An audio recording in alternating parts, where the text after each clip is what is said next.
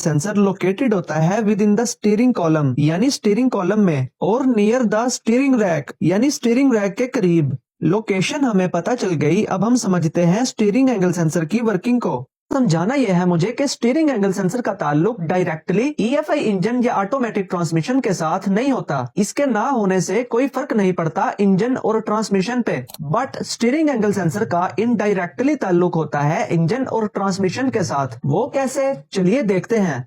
जैसा कि पीछे अभी मैंने बताया है कि स्टीयरिंग एंगल सेंसर का बेसिकली इस्तेमाल ADAS में होता है। ADAS की फुल फॉर्म है advance driving assistant traction control system, adaptive headlights, blind spot detection, lane keeping assist, adaptive cruise control में है। ये स्टीयरिंग एंगल सेंसर की इंफॉर्मेशन को इस्तेमाल करते हुए मुख्तलिफ फंक्शंस परफॉर्म करते हैं। आप जैसे जैसे इन सिस्टम्स को स्टडी करेंगे आपको फिर पता चलेगा कि कैसे स्टीयरिंग एंगल सेंसर अपना रोल प्ले करता है इन सिस्टम्स में। चलिए 2-3 सिस्टम्स को डिस्कस करते हुए समझते हैं कि कैसे steering angle sensor information provide करता है।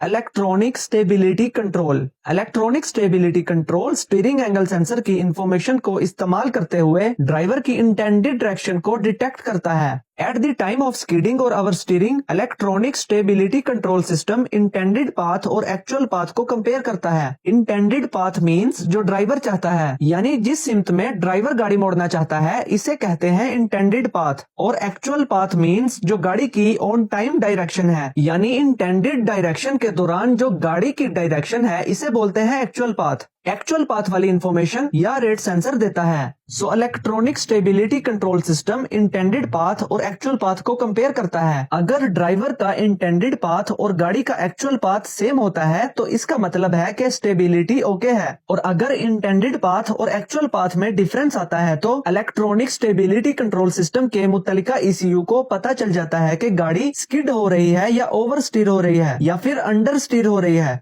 स्किडिंग, ओवर स्टीयरिंग या अंडर स्टीयरिंग के सिनेरियो में electronic stability control system individual wheels पर ब्रेक्स अप्लाई और रिलीज करते हुए और इंजन की पावर को रिड्यूस करते हुए गाड़ी की स्टेबिलिटी को यकीनी बनाता है, यानी गाड़ी को स्किड या ओवर स्टीयर होने से बचा लेता है। गाड़ी का स्किड होना, ओवर स्टीयर होना या अंडर स्टीयर होना एक बड़े हादसे का सबब बन सकता है। सो ये एक सेफ्टी फीचर है। व्यूअर्स, अब इस सिस्टम में इंटेंडेड पाथ बताया स्टीयरिंग एंगल सेंसर ने, इसका ताल्लुक इनडायरेक्टली इंजन के साथ कैसे हुआ वो भी देख लें। स्कीडिंग, ओवर स्टीयरिंग या अंडर स्टीयरिंग के दौरान इलेक्ट्रॉनिक स्टेबिलिटी कंट्रोल सिस्टम ने इंडिविजुअल व्हील्स पर ब्रेक्स अप्लाई की और इंजन की पावर को रिड्यूस किया ताकि गाड़ी की स्टेबिलिटी को मेंटेन किया जा सके। So viewers, skidding, over steering वगैरह के दौरान इंजन की पावर रिड्यूस हो रही है, तो इस तरह स्टीयरिंग एंगल सेंसर का ताल्लुक इनडायरेक्टली बना इंजन के साथ, क्योंकि स्कीडिंग, ओवर स्टीयरिंग और अंडर स्टीयरिंग को डिटेक्ट करने में electronic stability control system steering angle sensor की इंफॉर्मेशन को इस्तेमाल कर रहा है।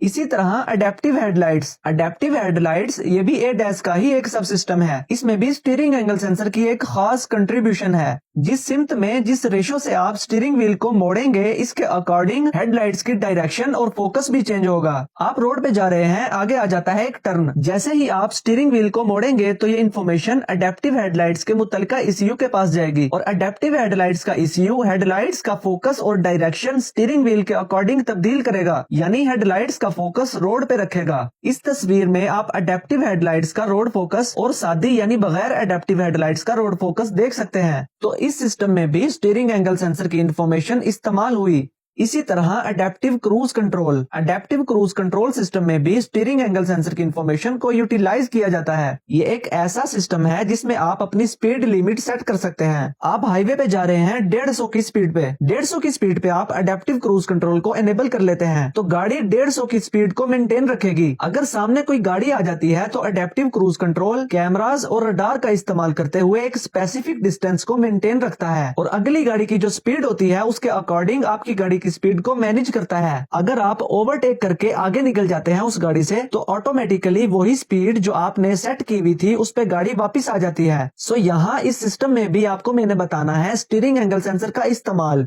आप ड्राइव कर रहे हैं 120 की स्पीड पे, आप क्रूज सेट कर लेते हैं 120 की स्पीड पे। आगे आ जाता है एक शार्प टर्न। जैसे ही आप स्टीयरिंग व्हील को टर्न करते हैं तो स्टीयरिंग एंगल सेंसर कमांड देता है, अडेप्टिव क्रूज कंट्रोल के मुतल कर देता है और ट्रांसमिशन में डाउन शिफ्ट करता है ताकि इस शार्प टर्न को स्मूथ और सेफ बनाया जा सके। जब अगेन रोड की डायरेक्शन सीधी होती है तो स्पीड जो आपने सेट की हुई थी उस पे गाड़ी वापिस आके वही कांस्टेंट स्पीड इख्तियार कर लेती है। सो यहाँ भी देखें स्टीयरिंग एंगल सेंसर की दी जाने वाली इंफॉर्मेशन का इस्तेमाल किया गया। यहाँ भी indirectly steering angle sensor affect हुआ इंजन और ट्रांसमिशन पे। व्यूअर्स, और भी काफी सिस्टम्स हैं जिनमें स्टीयरिंग एंगल सेंसर की इंफॉर्मेशंस बड़ी वैल्यूएबल होती हैं। जब आप ADAS को स्टडी करेंगे तो आप और बेहतर तरीके से जान पाएंगे कि स्टीयरिंग एंगल सेंसर कितनी इंपॉर्टेंस रखता है इन सिस्टम्स में। स्टीयरिंग एंगल सेंसर के खराब होने पर या इसके मिस अलाइन यानी अनकैलिब्रेटेड होने पर इलेक्ट्रॉनिक स्टेबिलिटी कंट्रोल, ABS और EPS वगैरह की लाइट्स ऑन हो जाएंगी, क्योंकि ये सिस्टम्स इस सेंसर की इंफॉर्मेशन को यूज करते हैं। इसलिए जब steering angle sensor correct reading नहीं देगा तो ये सिस्टम्स अपनी वार्निंग लाइट्स को ऑन कर देंगे। इन लाइट्स के ऑन होने पर ये सिस्टम्स काम नहीं करेंगे।